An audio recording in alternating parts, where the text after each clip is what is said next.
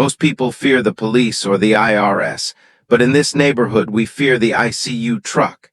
It stands for Immediate Compliance Unit, the HOA's version of a SWAT team for suburban rules. I was standing on my porch holding a foreclosure notice for a lawn height violation, watching my life crumble. But when the driver's side window rolled down, our HOA President, Karen, didn't just stop screaming. She turned a shade of white I've never seen on a human being. She didn't just know the driver, she was terrified of him. The sun was setting over the perfectly manicured hedges of Oak Ridge, casting long, golden shadows that looked more like bars than scenery. I remember leaning against my porch railing, watching a neighbor 3 houses down frantically scrubbing a microscopic oil stain off his driveway with a toothbrush. That was life here. We lived in a velvet cage, a neighborhood so pristine it felt like a movie set where the director might scream, "Cut," at any moment if a blade of grass dared to lean the wrong way. I moved here seeking a sanctuary, a quiet place to heal after a chaotic year, but I quickly realized that in Oak Ridge, silence wasn't peace, it was compliance. At the center of this eerie perfection was Karen. She didn't just run the homeowners association, she haunted it.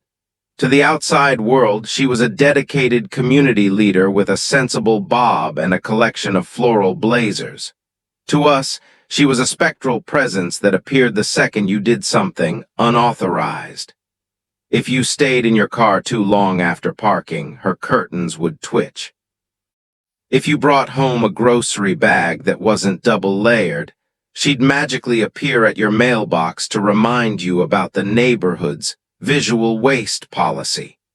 She had turned the suburban dream into a panopticon, and we were all her involuntary inmates. I tried to be the model resident at first. I read the 300-page handbook.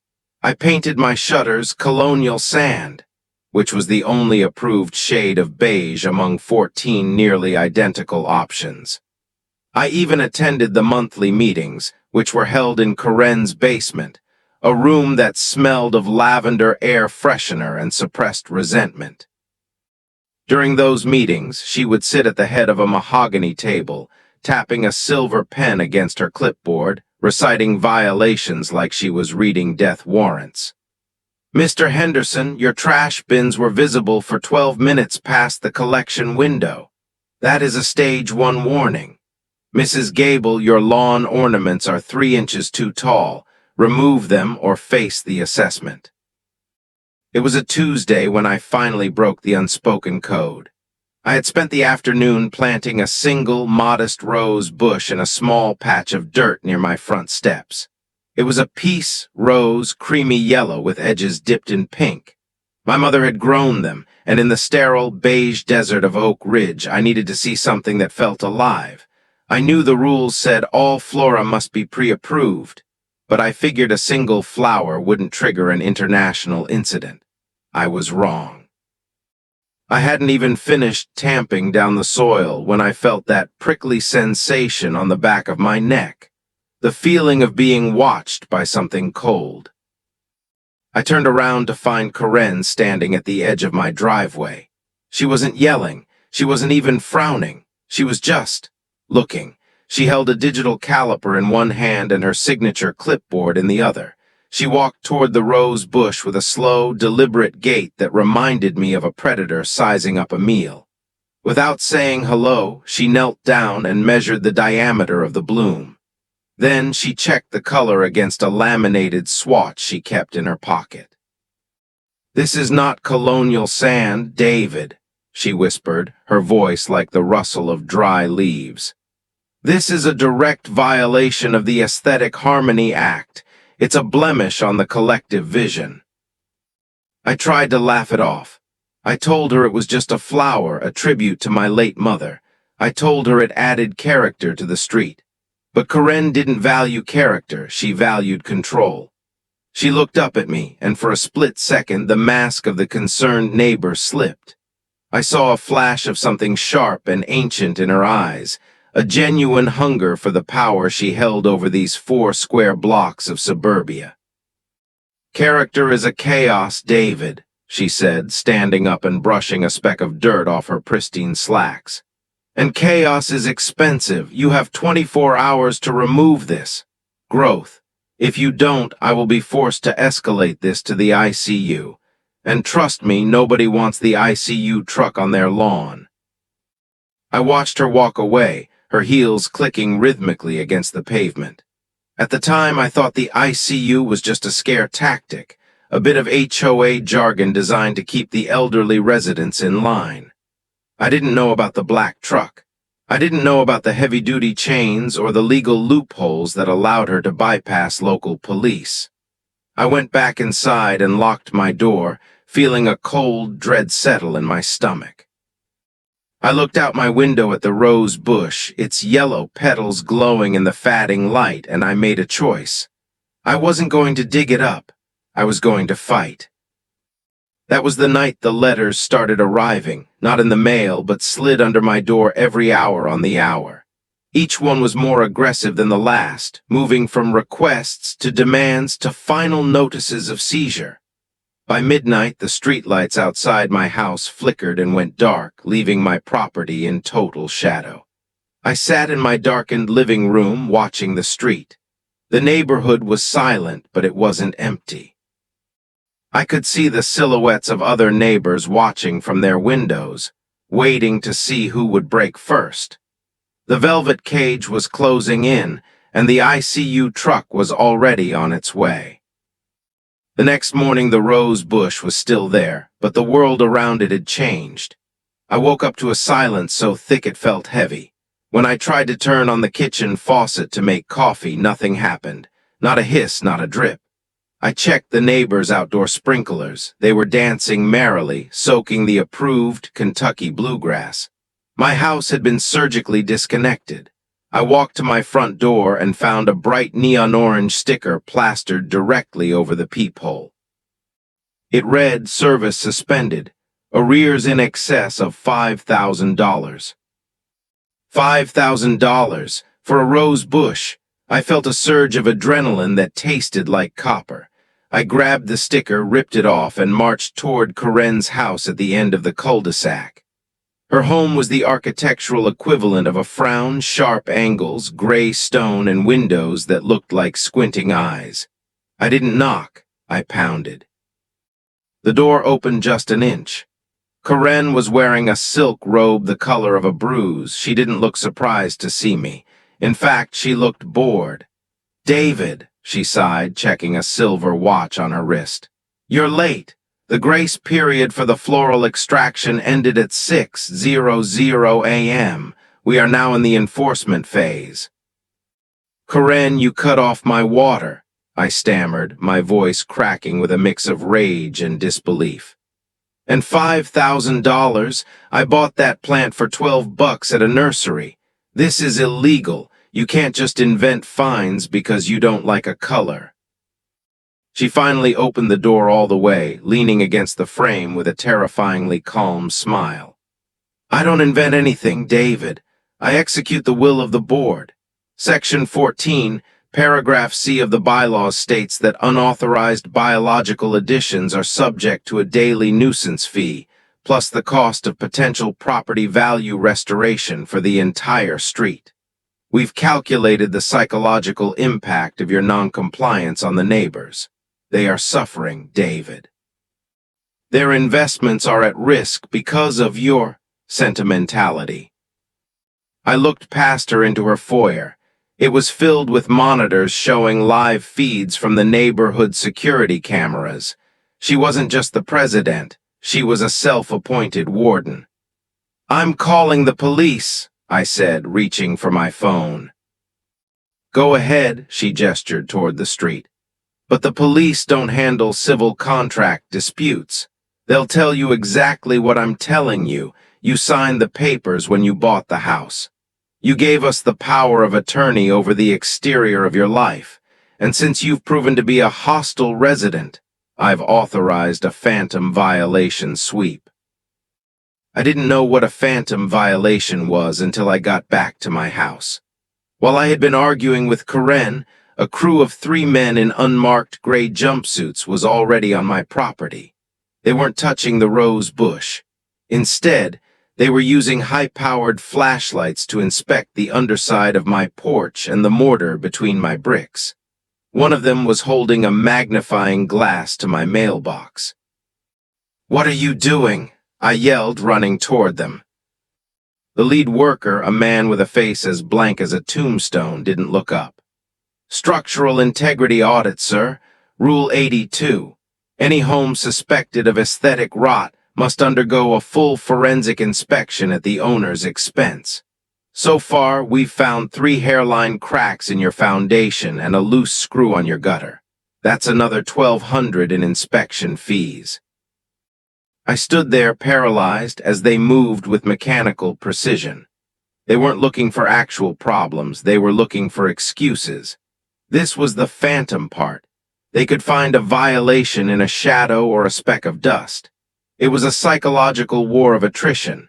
They wanted to make my existence so expensive and so stressful that I would dig up the rose bush, apologize on my knees, and sell the house for pennies just to escape. As the sun reached its peak, the heat started to bake the neighborhood. Without water or air conditioning, my house began to feel like an oven. I sat on my porch, guarding my mother's rose bush like it was the last scrap of my dignity. Neighbors drove by, their windows rolled up tight, refusing to make eye contact. They knew the routine. They had seen this happen to the Hendersons and the Gables. Then around 2:00 p.m., a low, rhythmic thumping started to vibrate through the pavement. It wasn't a car engine. It was deeper, more industrial. I looked down the street and saw a massive, matte black silhouette turning the corner. It looked like a military recovery vehicle had been stripped of its markings and repainted to hide in the shadows. On the side of the truck, in small, silver Gothic lettering, were the letters, ICU. Karen stepped out onto her porch, blowing a silver whistle. The phantom violation crew immediately stopped their work and lined up on my sidewalk like soldiers. The truck slowed to a crawl as it approached my driveway, its massive tires crunching the gravel. The suspense was suffocating. I realized then that the rose bush was never the target. I was. The vibrations from the truck were so intense they rattled the framed photos on my interior walls. It wasn't a standard tow truck or a construction vehicle. It was a monstrosity of matte black steel, looking like something designed to recover downed aircraft in a war zone. On its side, the letters ICU didn't stand for intensive care, though looking at the hydraulic claws attached to the rear, you'd think someone was about to go under the knife. In Oak Ridge, it stood for the Immediate Compliance Unit, the HOA's nuclear option for residents who dared to say no. The truck didn't pull into my driveway. It hovered at the edge of the curb, its engine idling with a low, predatory chug that seemed to suck the oxygen out of the air. The phantom violation crew, those men in gray jumpsuits, snapped to attention. They stood in a perfect line, their faces devoid of emotion, like gargoyles guarding a cathedral of spite. I stood my ground on the porch, my hands gripped so tightly around the railing that my knuckles turned the color of the colonial sand, paint Karen loved so much. Karen descended from her porch. She didn't walk, she glided, her floral blazer fluttering in the stagnant heat. She held her clipboard like a shield. As she approached my property line, she pulled a small, high-frequency remote from her pocket and pressed a button. A loud, piercing chirp echoed through the street, and the back of the black truck began to hiss. Steam shot out from the hydraulic bypass valves, obscuring the vehicle in a white shroud. "David," Karen called out, her voice amplified by a small lapel microphone I hadn't noticed before. "Under Section 22, the emergency blight provision, we have determined that your property poses an immediate threat to the structural and aesthetic sanctity of the cul-de-sac. Since you have refused to self-correct, The board has authorized an external intervention. It's a flower, Karen, I screamed back, my voice echoing off the silent houses of my neighbors. You're bringing a tank to a gardening dispute. Look at yourselves, you're all insane. She didn't flinch, she just ticked a box on her clipboard. Insanity is relative, David. Debt is absolute. The cost of mobilizing the ICU is $10,000 per hour, billed in 60-minute increments. The clock started when the engine turned over at the depot.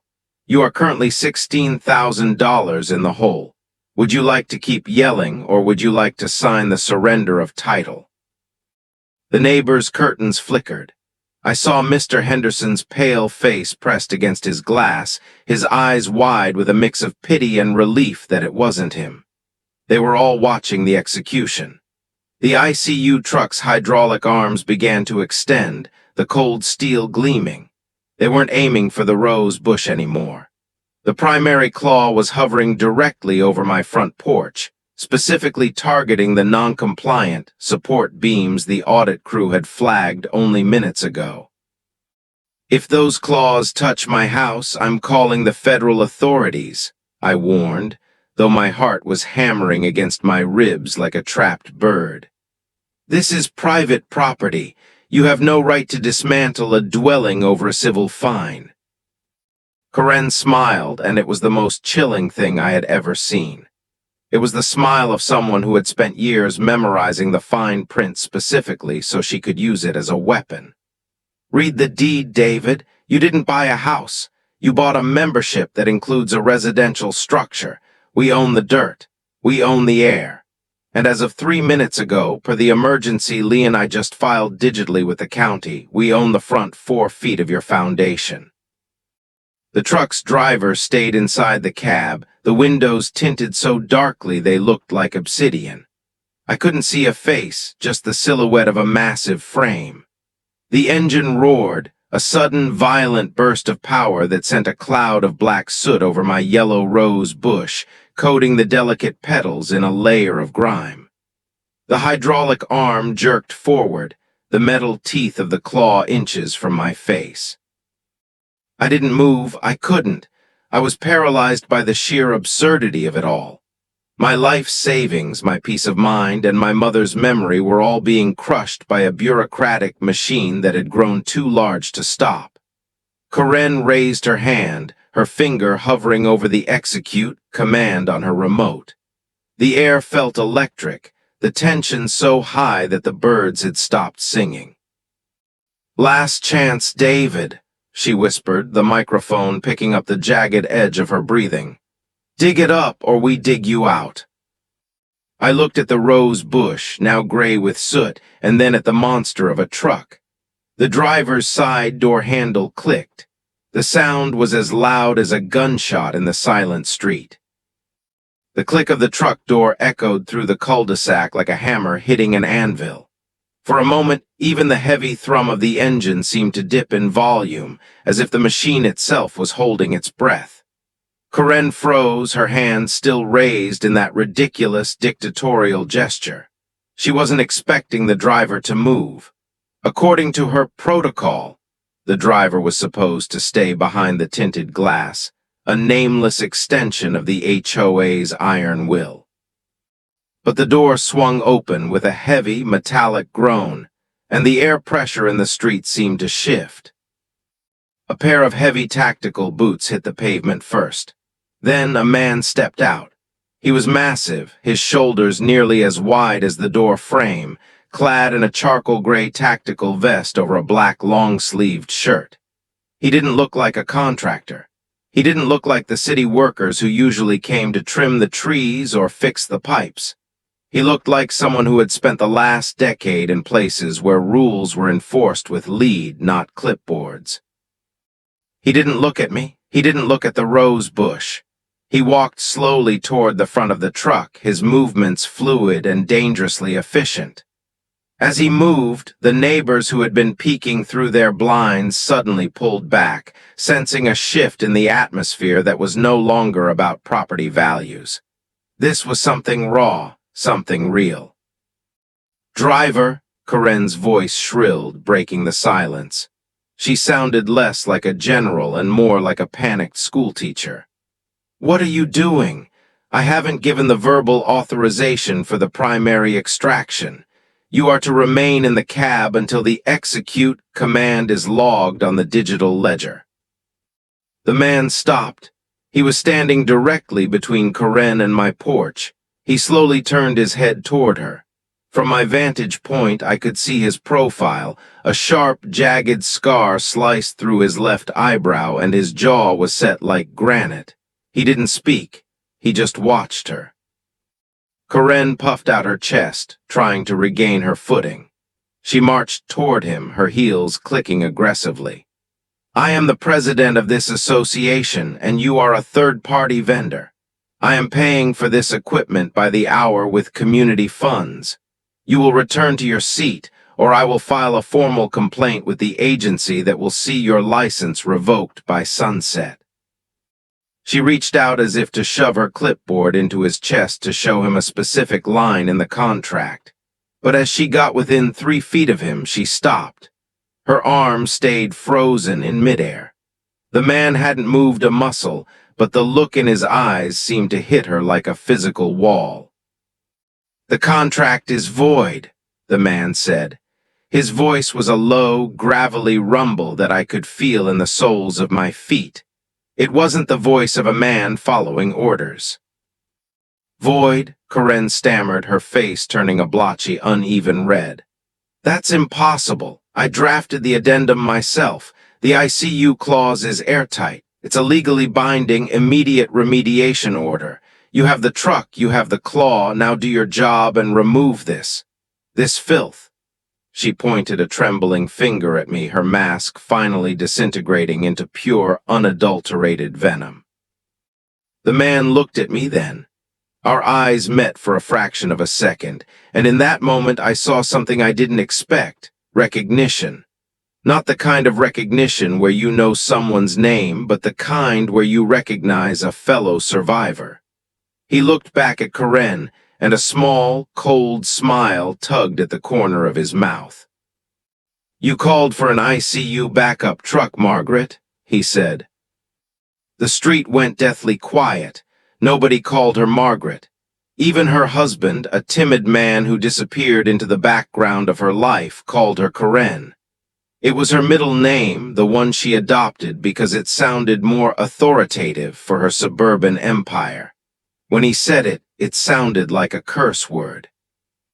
Corinne took a step back, her clipboard finally slipping from her hand.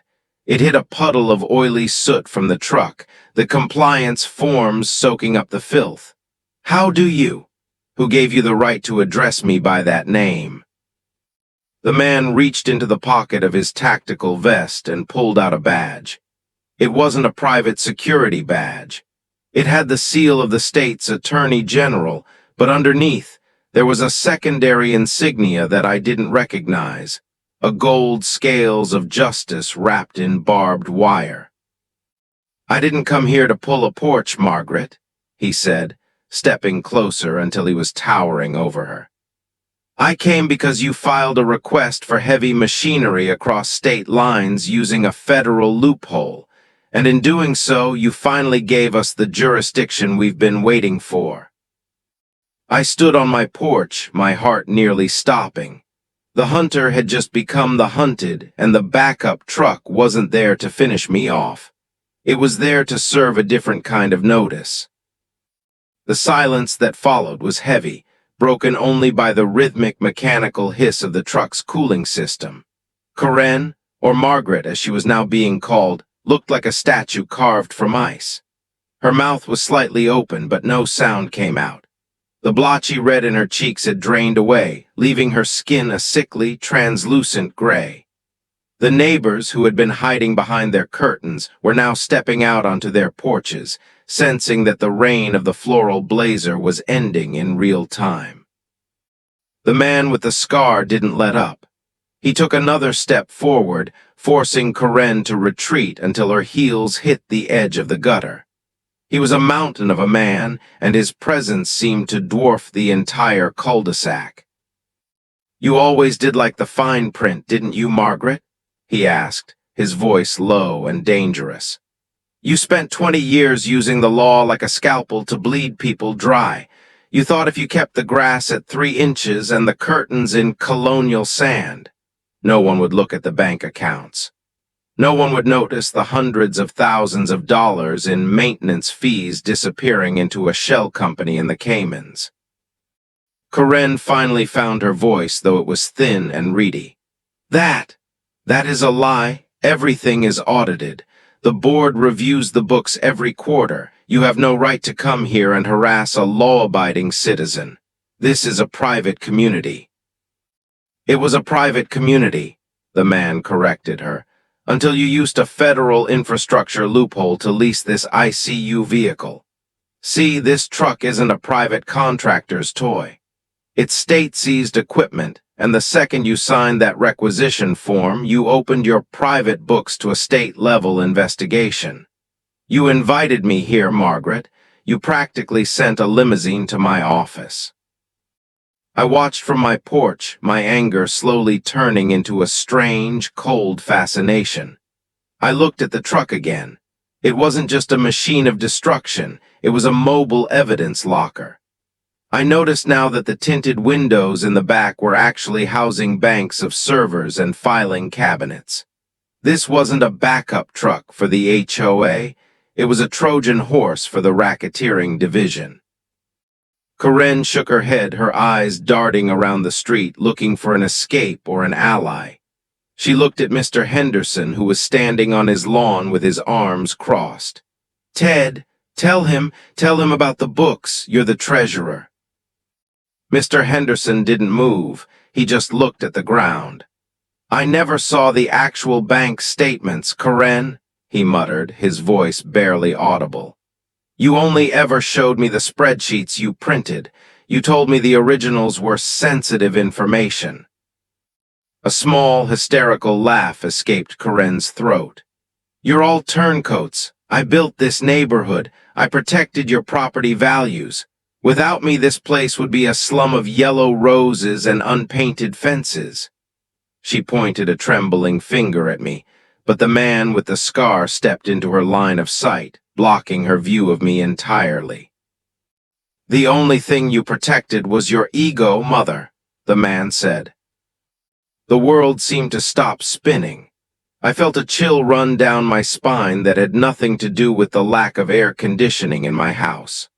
Mother, the driver of the ICU truck, the man who was dismantling Karen's empire piece by piece, was her own flesh and blood. The neighbors gasped in unison. The secret was out.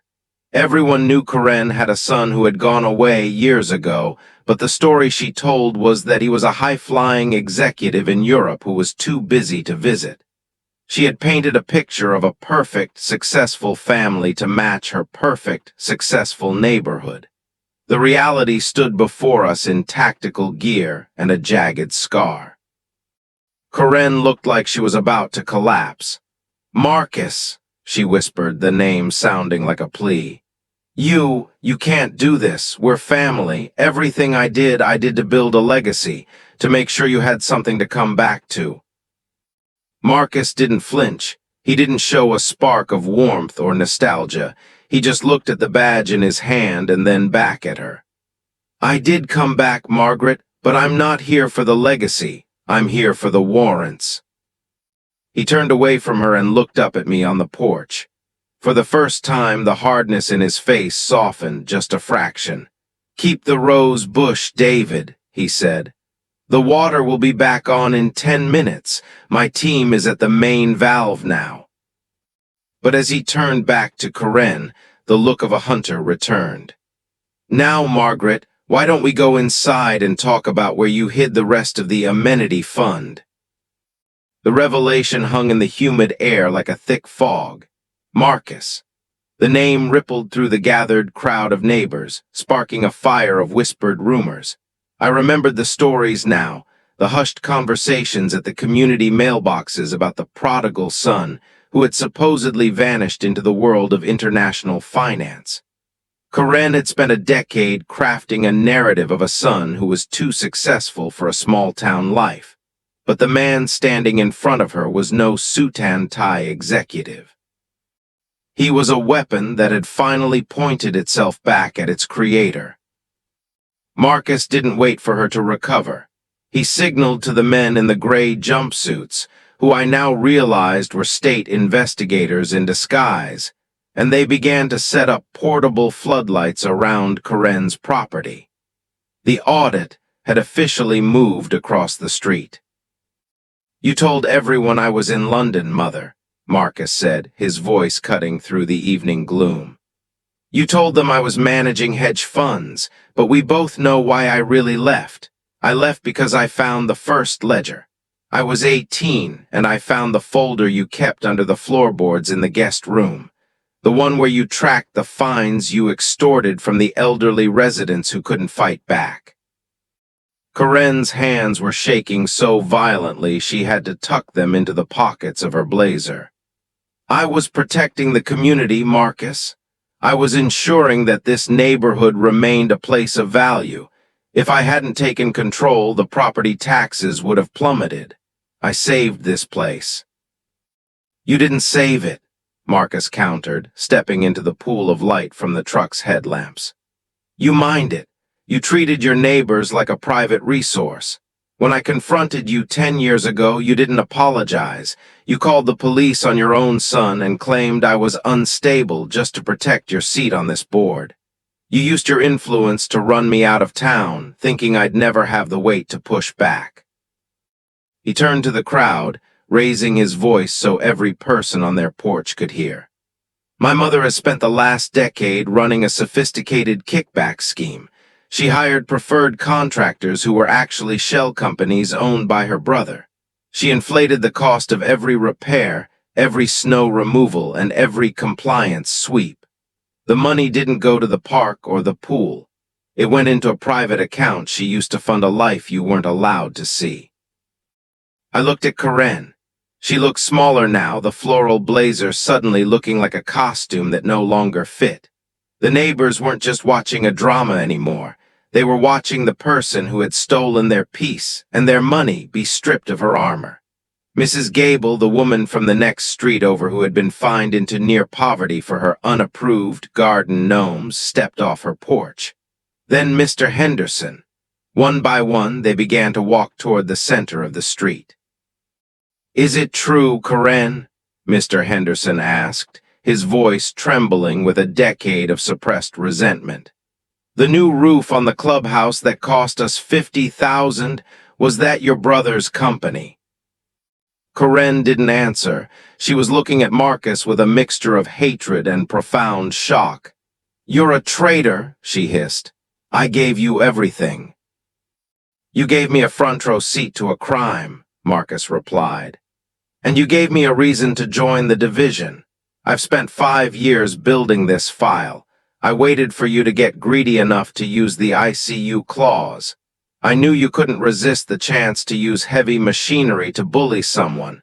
It's your signature move, Mother. You love the spectacle of power." He reached into the back of the truck and pulled out a heavy black accordion file. He dropped it onto the hood of the ICU truck with a dull thud. "In here are the original bank statements from 2018 to 2024, the ones that show exactly where the compliance fees went. It's all over, Margaret. The board is being dissolved by state order, and the neighborhood is being placed under a temporary receivership."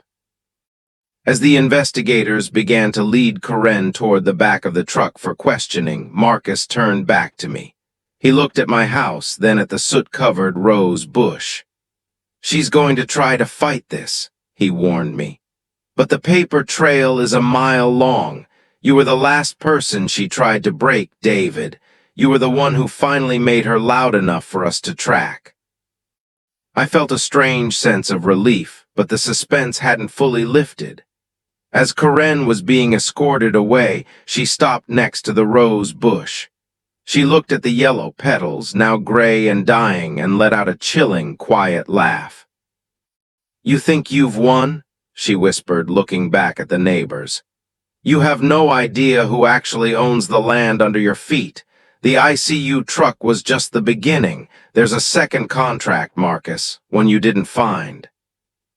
The laughter that escaped Corinne's throat wasn't the sound of a woman who had been defeated. It was the sound of someone who had one final hidden card to play, a card that carried more weight than a state investigator's badge. Marcus stopped in his tracks, his hand resting on the handle of the truck's rear door. He turned back to his mother, his eyes narrowing. The neighbors, who had been on the verge of cheering, fell back into a tense, suffocating silence. "The second contract," Corinne whispered, her voice gaining a sudden, terrifying strength. "You were so busy looking for the money I took, Marcus, that you forgot to look at the ground you're standing on. You think this is just a neighborhood. You think Oak Ridge is just a collection of houses with beige shutters." She looked at me, then at Mr. Henderson, and finally back at her son. "This land was never fully subdivided. When the original developer went bankrupt 20 years ago, I didn't just take over the board. I bought the holding company, not through the HOA, through a private trust in a name you would never recognize." Marcus stepped toward her, his face darkening. "The records show the HOA holds the common areas in a trust for the residents, Mother. We've verified the deeds." "You verified the surface deeds," Corinne sneered, wiping a smudge of soot from her cheek. "But look at the mineral and utility easements. Look at the reclamation clause in the original corporate charter of the Oak Ridge Holding Group. If the HOA is dissolved, which you just did by state order, the land doesn't go to the residents. It reverts to the primary shareholder of the holding group. And that shareholder isn't the HOA, it's me." A cold realization swept over the street. The ICU wasn't just a bullying tactic. It was a trigger. By forcing a situation where the state had to intervene and dissolve the corrupt HOA, Corinne had intentionally activated a dormant clause that would give her total, private ownership of every square inch of the neighborhood. She hadn't been caught in a trap. She had built the trap and waited for her son to spring it. "You're saying you own our yards?" Mr. Henderson gasped, his voice cracking. "Our driveways, the land under our actual foundations." "I'm saying I own everything," Corinne said, her smile returning like a sharpened blade. "And as a private owner, I don't have to follow HOA bylaws. I don't have to give you 30 days notice. I can declare this entire street a commercial development zone by morning. Your houses are just obstacles on my map now." Marcus pulled a tablet from his vest, his fingers flying across the screen as he accessed the deeper layers of the county's digital archives. His jaw tightened. I watched his face go pale. He had found it. The phantom company, the one that sat above the HOA like a silent predator. "She's right," Marcus muttered, more to himself than to us. "The dissolution of the board triggers a reversion of the land titles to the parent entity. She baited us. She used the racketeering investigation to get the state to destroy the only legal entity, the HOA, that was protecting the residents' right to the land." I looked at the rose bush. It seemed so small and insignificant now. We had been fighting over the color of petals while the very ground we stood on was being pulled out from under us. Corinne started to walk toward the ICU truck, but this time she wasn't being led. She walked with the swagger of a woman who had just won the ultimate game of suburban chess. "So, David," she said, stopping just inches from me, "about that rose bush.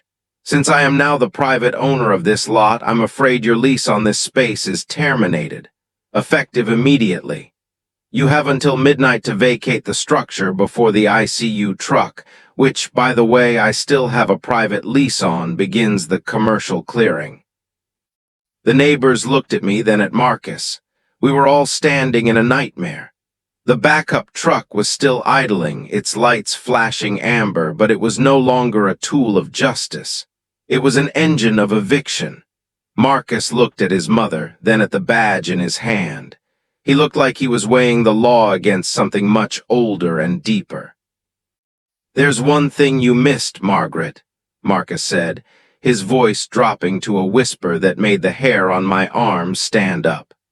"You forgot who signed the original reclamation clause as the witness." The amber lights of the ICU truck rotated slowly, casting long, rhythmic shadows across the faces of the stunned residents.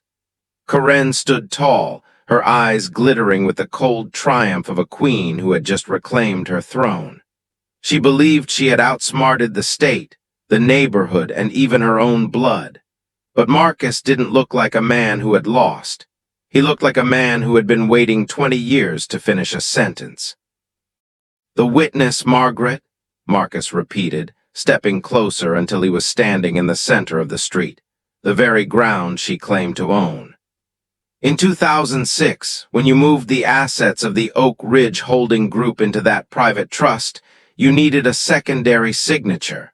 You needed a family member to witness the transfer of the reclamation clause to ensure it remained private and controllable within the bloodline." Karen's smile didn't falter, but her eyes narrowed. "I used your father's name, Marcus. He's gone. His signature is permanent. The land is mine." "No," Marcus said, his voice ringing out with a sudden, sharp clarity. "My father refused to sign it. He knew exactly what you were building. He told me the night before he left that he wouldn't be an anchor for your greed. So you did what you always do, you improvised. You took a signature from a teenager who didn't know what he was signing. You told me it was a permission slip for a school trip. You forged the date, but you couldn't forge the identity." Marcus reached into his tactical vest and pulled out a single yellowed piece of paper. It wasn't a digital scan. It was the original document protected by a plastic sleeve. "This is the witness line for the reclamation clause, and that's my signature. But here's the problem for you, Margaret. I wasn't 18 when this was dated. I was 17. Under the laws of this state, a minor cannot witness a transfer of land titles or corporate easements. It makes the entire reclamation clause, the one you just used to claim this neighborhood, legally dead on arrival." The silence that followed was absolute. Even the ICU truck's engine seemed to fade into a whisper. Karen reached for the paper, her fingers clawing at the air, but Marcus held it just out of reach. "Because the clause is void," Marcus continued, "the land doesn't revert to you. It stays with the last legal entity that held it. And since the HOA has been dissolved due to your racketeering, the law is very specific about what happens next. The land title is split equally among the current homeowners. Every resident on this street now owns their lot, the dirt beneath it, and the street in front of it. You didn't just lose the HOA, Mother. You just gave everyone in this neighborhood their freedom, free and clear." A roar of realization went up from the neighbors. Mr. Henderson let out a sob of relief. Mrs. Gable started laughing, a genuine, joyful sound that echoed off the houses. I looked down at my feet. The ground didn't feel like a trap anymore. It felt like home. Karen collapsed. She didn't fall hard, she just sort of deflated, her knees hitting the asphalt she no longer owned. The ICU investigators moved in, finally clicking the handcuffs around her wrists. As they led her toward the black truck, the very vehicle she had summoned to destroy me, she looked at the yellow rose bush one last time. It was covered in soot, bruised and battered, but its roots were deep in the earth. It wasn't going anywhere. Marcus walked up to my porch. He looked tired, the weight of the last decade finally showing in the lines around his eyes. He reached out and shook my hand. "Sorry about the mess, David," he said. "The state will be sending out a crew to clean the soot off the houses and repair the water lines properly. You won't be getting any more letters from Karen ever again." "What about you?" I asked. "What happens to the truck?" Marcus looked back at the matte black beast. "It goes back to the state. but I think I'll stick around for a few days. I've got 10 years of real life to catch up on. As the ICU truck pulled away, its sirens silent and its amber lights finally dark, the neighborhood felt different. The perfect silence was gone, replaced by the sounds of neighbors talking, laughing, and actually breathing. I walked down to my rose bush and poured a bottle of water over the petals, washing away the black soot until the yellow and pink shone through the twilight. The high-rise hustle was over. The velvet cage was open. And for the first time in Oak Ridge history, the grass was exactly as high as we wanted it to be. If you've ever survived a nightmare HOA or a neighbor like Karen, hit the like button and subscribe for more suburban justice stories. Drop a comment below telling me the most ridiculous rule your HOA ever tried to enforce. I'll be reading the craziest ones in the next video.